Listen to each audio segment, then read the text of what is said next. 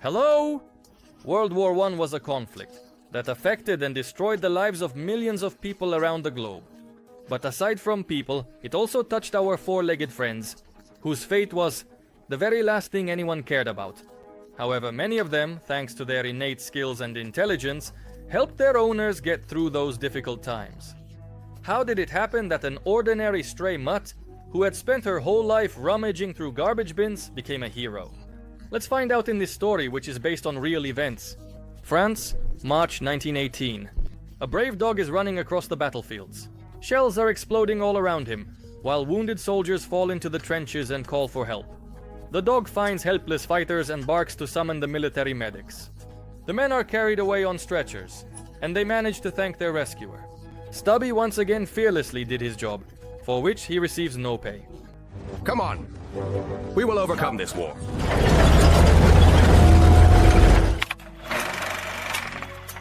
A hungry stray dog sniffs the sidewalk, hoping to find scraps from the nearby butcher shop. But the dog finds nothing and can only gaze sadly through the window at the juicy fresh ribs and strings of sausages. He continues his search by the garbage bins in an alley, where a man with a broom roughly chases him away. Get out of here, you stinking mutt! The animal backs away, squeezes through a hole in the fence, and happily snatches up a bone that was thrown at him with force. Unable to believe his luck, the dog dashes through the busy streets, drawing the indignation of passers-by. He gets distracted and crashes into a crowd of people who are watching something with interest. From the impact, the bone flies far ahead and gets lost among a thicket of legs. The dog squeezes forward and sees in front of him marching soldiers who are being sent off to war. The dog is still tormented by hunger, and one of the young men in uniform notices this. He tosses the animal a biscuit from his breast pocket. Quickly swallowing the treat, the dog runs out onto the pavement and follows the marching soldiers and the kind man who fed him. It was the year 1917, the height of the First World War. The United States declares war on Germany and its allies, siding with the Entente Alliance. Robert, who had caught the dog's attention, was one of several million Americans who agreed to cross the ocean to help the French soldiers. After 3 years of war, they had still not managed to gain the upper hand, and great hopes were placed on the help of the US Army. Robert and his fellow soldiers enter the tent camp, and the dog is stopped by 2 guards. But the persistent dog finds a hole in the fence and digs its way under. While the commander greets the new recruits whom he will be training over the next month, the stray sneaks into the kitchen. At that moment, the cook was just butchering some pork ribs, and is surprised to find the dog, who is about to snatch one of them. Startled by the cook's shout, the dog panics, bolts out of the tent, and crashes straight into Robert, knocking him to the ground. He thoroughly sniffs the boy's pockets, hoping to find something tasty. The soldier assures that it is already empty, and quickly gets into line. Nevertheless, the animal has no intention of leaving, and continues to sit nearby. The dog barks energetically in response to the commander's speech, and the man approaches him. Well, at least he's ready. The sergeant notices Robert's nervousness when asked who owns the dog. But instead of scolding the soldier, he orders him to take care of the pet and give it some food. After the command, at ease, the young man leads the dog to the mess hall, where he relays the commander's instructions to the cook. The man reluctantly carries out the orders, muttering curses under his breath. Robert's friends Olsen and Schroeder sit down at the table with him. They are surprised that the sergeant allowed the animal to stay, and they doubt that the higher-ranking colonel will support such an initiative. When the dog brazenly tries to get into Olsen's plate, he says that he hates dogs. Before bed, the mutt tries to climb onto Robert's bed, but he stops him, and teaches him to sleep on the floor next to the cot. The next day, the soldiers go out for training, and the dog marches and runs alongside everyone. At the shooting range, he isn't afraid of the gunshots, and follows the command to bring Robert's target. Good job there, soldier.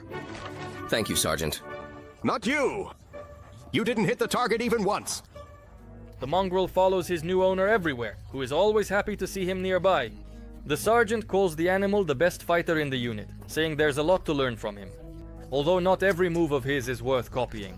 That night, Robert gives his pet the name Stubby, noting his cute short tail, which he wags furiously. Olsen still won't let up, warning that they'll soon have to part with the dog because of the higher command.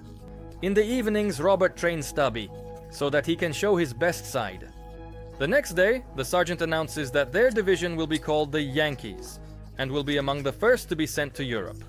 And the mascot Stubby is an inseparable part of them. A colonel appears, and he immediately dislikes the petting zoo that has been set up in the unit. Robert introduces himself as the animal's owner, and Stubby shows off his skills by saluting with his paw. The colonel is impressed and softens his attitude. As long as this dog serves like that, he'll be welcome in the army just like anyone else. Keep it up! Soon the squad is sent for tear gas training. Stubby watches anxiously as the soldiers put on their gas masks and enter the building. Inside, the sergeant releases the gas and orders them to remove their protection. Gasping and coughing, the young men rush outside. But this was nothing compared to the chemical weapons used in the war, so their gas masks must always be ready. Stubby, who stayed outside, also feels the devastating effect of the gas creeping along the ground and covers his nose with his paws. Although all this army drill seems like a game to the dog, he especially loves it when Robert throws him the ball. Having earned the respect and affection of both the soldiers and the officers, Stubby even manages to melt the heart of the strict cook. Now Stubby gets extra food directly from him. At lunch, Olsen and Robert ask Schroeder why he enlisted in the army despite his German roots. Do you see how people look at Germans now? If I hadn't joined, I couldn't call myself an American. Soon, the day approaches when the soldiers will be sent to Europe. The colonel orders the soldiers to get ready and send letters while they still can. He says he is proud of everyone and hopes that Stubby will help the next group of recruits settle into the camp. The dog doesn't yet understand that he and his owner are about to be separated, but Robert and his friends are already very upset. The young man writes to his sister Margaret about his fear of war and how he doesn't want to part with his pet. Before leaving, he says goodbye to Stubby and promises to return. As a parting gift, he gives him his very first collar. The dog really likes how the new collar looks in the mirror. Robert leads Stubby by the leash and leaves him in the care of the cook, who promises to take good care of him. The dog is tied to a post, and his owner gives him the command to wait. But Stubby gets anxious and senses that something strange is happening. As soon as he's left unattended, the clever dog unties the rope and runs after Robert. The squad has already boarded the locomotive, which is departing from the nearby station. Stubby runs onto the tracks and jumps onto the departing train. They arrive at the port where the dog happily sees familiar faces. The soldiers board the ship, and Stubby skillfully evades the guards by climbing onto the crates being loaded on board. Safely hidden, the dog ends up on the ship along with the luggage. Under the cover of night, he follows a scent, but his long leash nearly gives away his presence. However, Stubby successfully makes it to the cabin where the soldiers are sleeping. There are dozens, maybe even hundreds of bunks here, but the dog remembers his owner's scent well. Soon, his nose unerringly identifies Robert's boots. Overjoyed, Stubby jumps right onto the sleeping boy, waking him up. A shocked Robert is just as happy and hugs his clever pet. Olsen and Schroeder remind them about possible trouble, and the friends put the dog in a backpack. They try to find a hiding place for him, but run right into the colonel and the general on the stairs.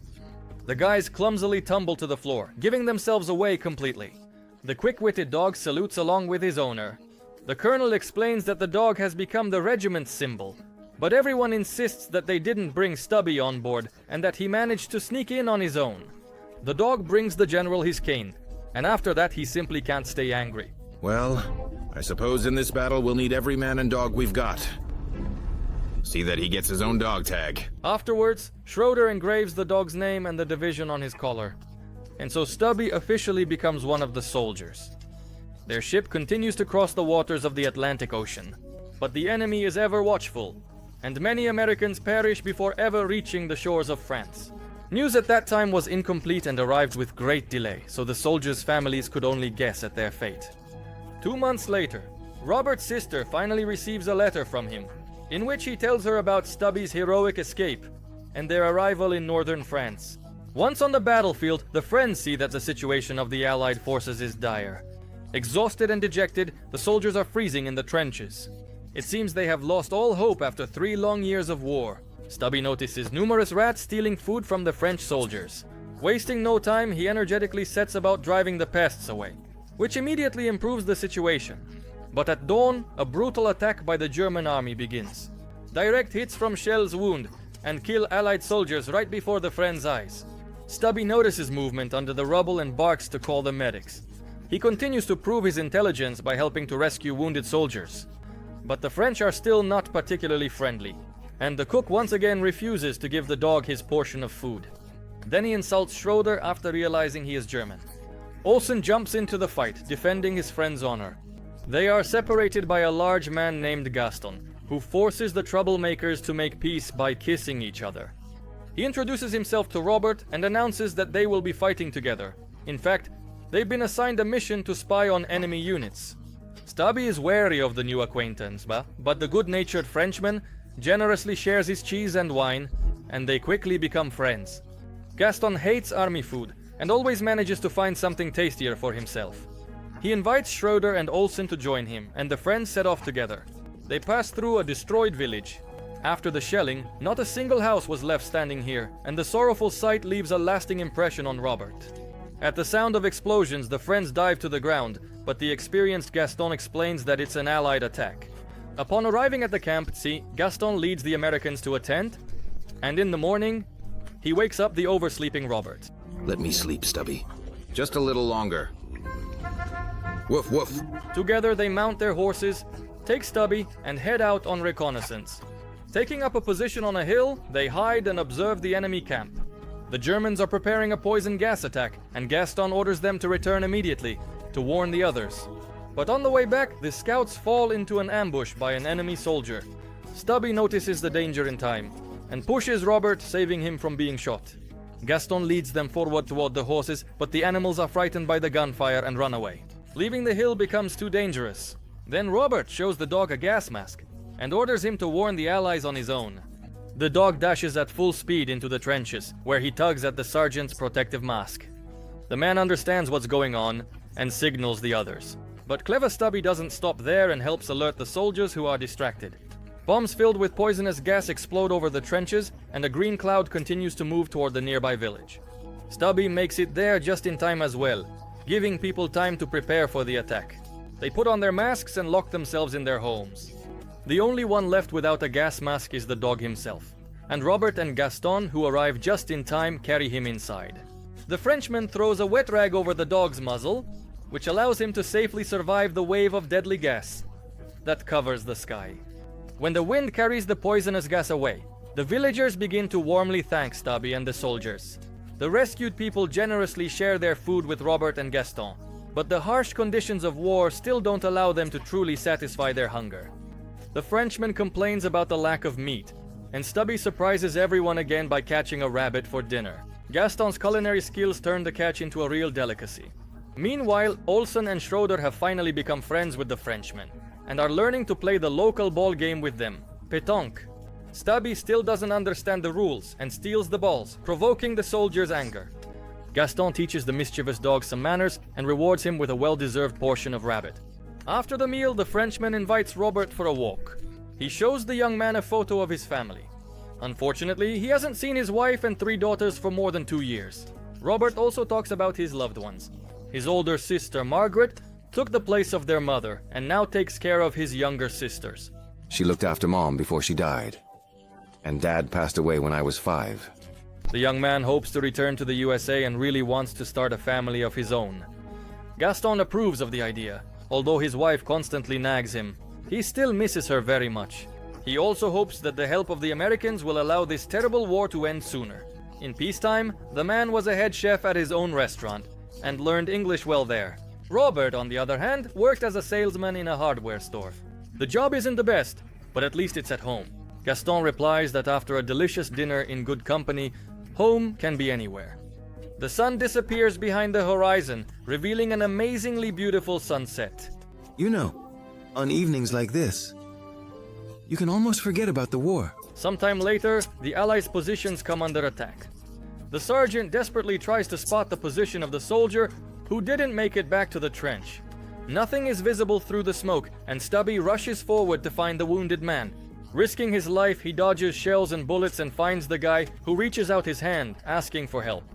Robert and Gaston cover the medics, who are also aided by the smoke screen, set up by the sergeant. The retreat goes off without incident, and the dog can add another saved life to his record. Later, it becomes known that the unit is being transferred to another sector. Everyone begins preparing for the move, and packs their belongings. Before their departure, a village girl gives Stubby a cloak she made for him. Gaston completes the set with a second item, a special gas mask for dogs. The Frenchman notes that the girl liked Robert. It's a pity, but they have to say goodbye, and the soldiers leave. Their unit becomes part of the defense of Paris, the main target of the German forces in the coming months. The battles in this direction become very large and bloody, requiring the participation of everyone who can hold a weapon, including cooks and medics. An American colonel meets Gaston and Robert, and Stubby recognizes his old friend and jumps right onto his desk. They are sent to the trenches, where the dog starts to get nervous and warns his friends about an impending attack. Gaston and Robert fight side by side and move forward, planning to set a trap for the enemy. Stubby lures 3 Germans after him, and they are captured. But the battle continues, and an enemy grenade lands just a meter away from Olsen. Stubby grabs it,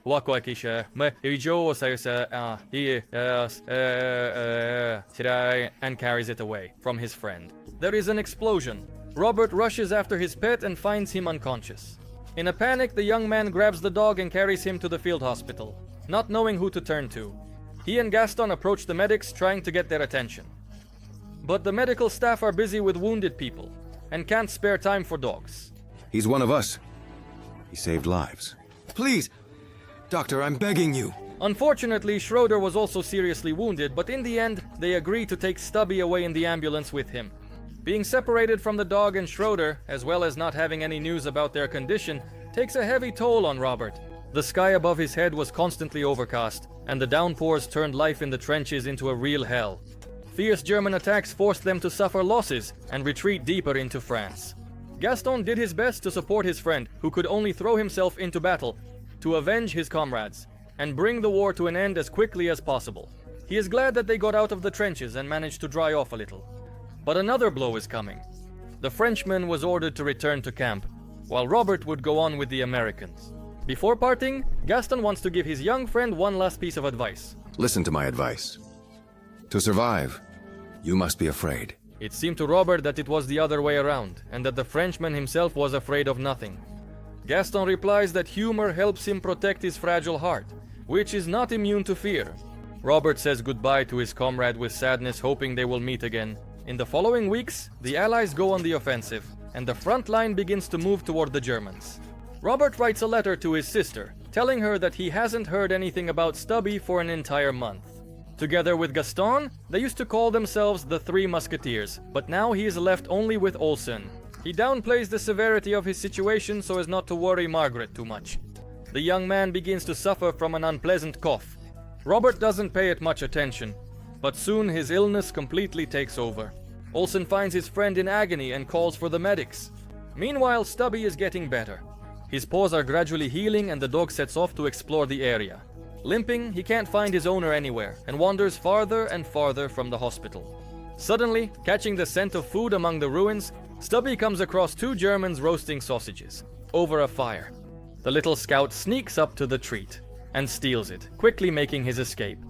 The doctors diagnose Robert with a very dangerous flu, which in 1918 claimed the lives of a huge number of people. Olsen is told that his friend has very little chance of survival. In his delirium, Robert calls out for Stubby and longs to return to the fight. Meanwhile, the dog, using the last of his strength, wanders across the wastelands, collapsing from exhaustion on his still unhealed paws.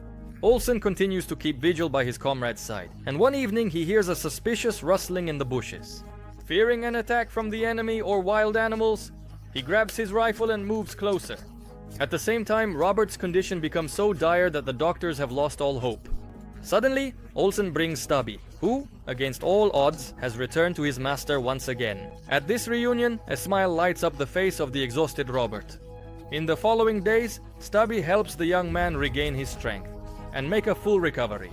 After half a year of battles and hardships, Olsen and Robert go on their first leave. They board a train bound for Paris, and unexpectedly Schroeder joins them. Their friend has finally recovered from his wounds and embraces his comrades in arms. The guys enjoy their time off in the capital, finding company in the form of young women. Robert, however, stays with his pet, whom he had missed so much. For the first time in a long while, he relaxes in a bath, and when he goes down to the cafe, the Parisians greet him and Stubby with full honors.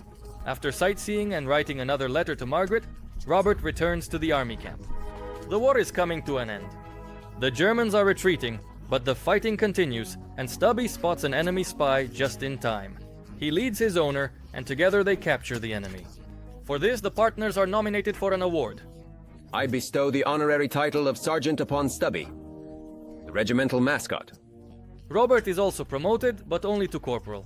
So now Stubby outranks his owner, but this doesn't bother the young man at all. Besides, he is overjoyed to see Gaston alive again, who also attended the awards ceremony. After that, the Yankees take a commemorative photo, and all the major newspapers publish stories about the brave dog who becomes a national hero. The commander of the tank battalion seats Stubby on a tank and solemnly leads the procession forward. Robert is very happy for his loyal friend. Together with their allies, the friends advance, pushing the front line farther and farther from Paris. When they reach the German trenches, they are impressed by how much better they are constructed. Suddenly, one of the soldiers reports that the enemy is about to admit defeat and cease hostilities. Although the sergeant confirms this news, he says that the armistice will only begin in a day, and until then, the fighting will continue. The soldiers are puzzled as to why the bloodshed must go on. Olsen can't wait to return to America, rest, and start a family. Why haven't we left yet? Just imagine. One last push and we'll be home. The friends relax during a break, discussing their plans for the future. Gaston worries that after such a long separation, his grown daughters might not recognize him. The next day at 9 in the morning, the final battle begins. The Allies are ordered to advance, coming under enemy artillery fire. Gaston finds himself face to face with two Germans, who demand that he surrender his weapon. Robert and Stubby arrive just in time, to tip the numbers back in their favor. With their fingers still on the trigger, they expose themselves to deadly danger until the very last minute of the war. But the Germans end up surrendering their weapons. A siren sounds signaling the ceasefire. Robert notes the arrival of 11 o'clock. The war is over. The friends go to reunite with the others. They see Schroeder, but Olsen is nowhere to be found. Suddenly, Stubby finds his helmet on the ground and brings it to Schroeder. It turns out to be pierced through. Grief overwhelms the friends who have lost their comrade in this senseless battle. That no longer meant anything. Later, the French give the Americans a pétanque ball and promise to remember Olsen, who taught them how to play poker. Gaston warmly bids farewell to Robert and Stubby. One for all, and all for one. Long live France. The Yankees arrive home where they are welcomed as heroes. They disembark from the ship, and Robert sees his family. Stubby is honored by being placed on the hood of a car and driven through cheering crowds. A photographer captures the memorable moment. Stubby remains the most decorated dog in the history of the US Army. He took part in 17 battles, 4 military campaigns, and served for 18 months. Stubby's exact breed remains a mystery. In the news of that time, he was called a mutt, a Boston Terrier, or an American Bull Terrier. A more detailed description from researchers reads, "The brindle-colored puppy owes part of his ancestry to the Boston Terrier family, a breed so new that even its name changed many times over the years. Stubby passed away peacefully at home in 1926. He was honored with an obituary in the New York Times and was posthumously awarded the Purple Heart for his combat wounds. This award began to be given out after the events of the First World War. Stubby's taxidermied body, along with his coat and medals, are on display at the National Museum of American History, in Washington. As always, you can find the name of the film in the video description. In the meantime, let me know in the comments if your pet has ever helped you out, even if it wasn't quite as heroic. And don't forget to subscribe to the channel and give a like so that great stories can come out more often.